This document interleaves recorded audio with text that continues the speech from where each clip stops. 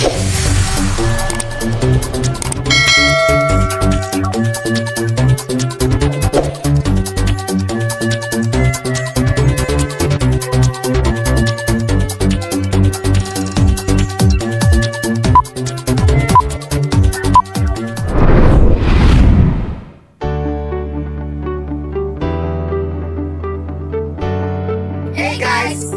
to our vlog. So we are the grade 12 ICT students from Don Carlos Emilias Memorial National High School. In this video, we will show you the things that we can do to help our environment. Let's start! Pag-alis ng mga puno sa isang malaking lugar tulad ng kagubatan. Narito ang ilan sa mga epekto ng deforestation. Una, pagkawala ng mga puno. Pangalawa, pagkasira ng lupa. Pangatlo, pagbabago ng klima. Pang-apat, pagkawala ng biodiversity. Paano maiiwasan ang pagkawala ng mga puno? Ang ilan sa mga importansya ng pagtatanim ng mga puno. Una, pagpapanatili ng biodiversity. Pangalawa, pagpapabuti ng kalidad ng hangin. At panghuli, pagprotekta sa lupa.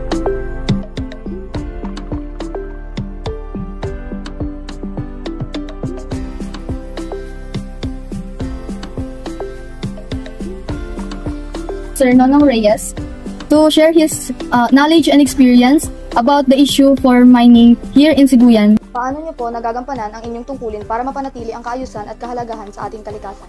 Tungkulin natin, hindi lang akin na, dapat tungkulin ito ng lahat ng mga taga Sibuyan. Kagaya nga sa speech ko ng rally, ang pag-iingat at papangalaga sa ating isla ay tungkulin ng lahat, hindi lang akin. Pero since na ako ay kinasuhan na ng Altai Mining ng sangkatutak na kaso dahil nga sa pakikipaglaban namin. Hindi lang ako, marami din tayong nakikipaglaban. Ang magagawa lang namin legally ay yung mag-protest at humiling sa ating gobyerno o sa mga kinaukulan. I-cancel na nila yung MPSA ng mining dito sa isla ng Sibuyan. Wala naman kaming magagawa talagang nararapat kundi yung magprotesta lang. Kasi yung mga nakaupo sa tungkulin na dapat sila yung nakapront sa pangangalaga ng isla ay sila na yung gusto na minahin yung isla. Meron pa po kaming isang katanungan para sa inyo, sir. Ano po ang inyong mensahe para sa mga kabataan patungkol sa pangangalaga sa ating kalikasan? Pakagandang tanong yan, Iha.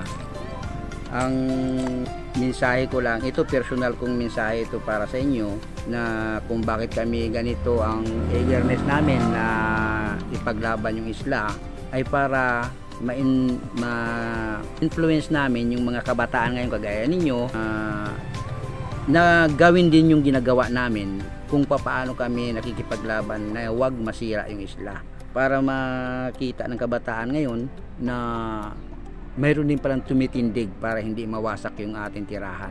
Sana after us, kagaya ninyo, kayong mga late generation, ay maka-realize din na hindi talaga dapat natin pabayaan ng isla na masira.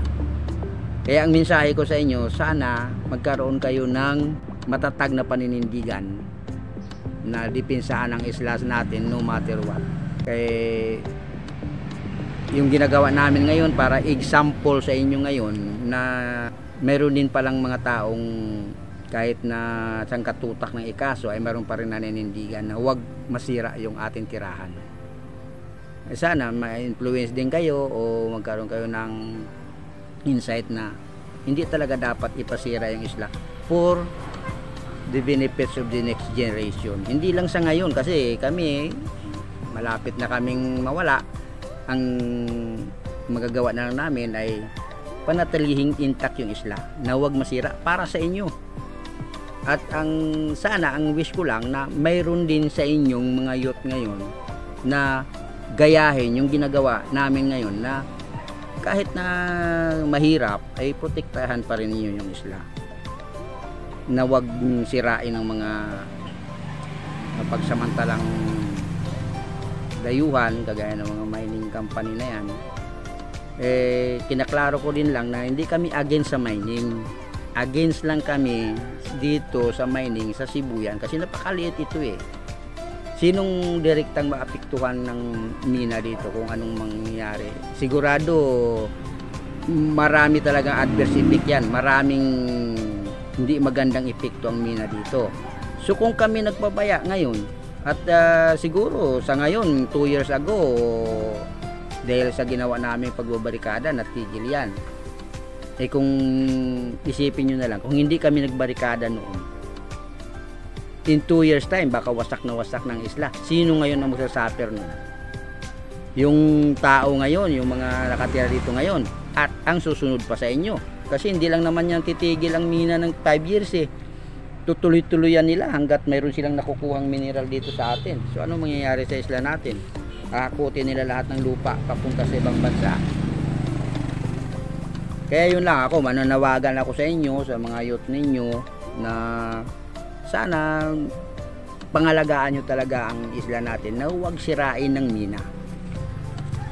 Kasi marami pa rin dapat tumindig tayo. Hindi lang hindi lang dapat iisang tao o ilan, kundi lahat dapat ang mga alaga sa isla na huwag masira ng mina. Kaso obviously, tignan mo, nakikita nyo sa rally, pag tuwing may rally kami, marami din ang dumadalo, pero hindi ilang dapat yung ganun. Dapat sulit buo yung mga taong magdadalo doon. Kasi akala nila ba yung ginagawa namin pagrarally para lang sa amin yun? Hindi, para sa buong populasyon ng isla yun.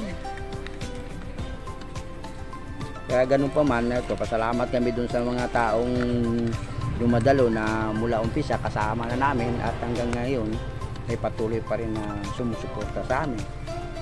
Ang kailangan lang naman namin na suporta yung pagdadalo nila eh.